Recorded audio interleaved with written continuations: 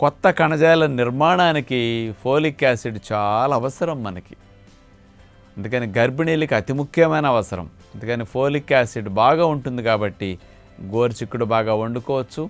చాలామంది అసలు గోరుచిక్కుడు కొనుక్కోరు, ఎక్కువ వండుకోరండి. అసలు వెజిటబుల్స్ అన్నిటిలోకెళ్ళా ఎక్కువ ఐరన్ ఉన్న వెజిటబుల్ గోరుచిక్కుడే.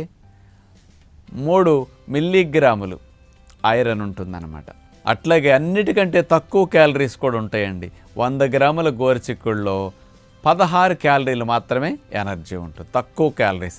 అందుకని ఇంత గోరుచిక్కుడు ఫ్రై తిన్నా మీకు క్యాలరీస్ రావు, కాబట్టి షుగర్ పెరగదు, బరువు పెరగదు, మంచిగా కూర కడుపు నిండా తిన్నట్లు అవుతుందన్నమాట.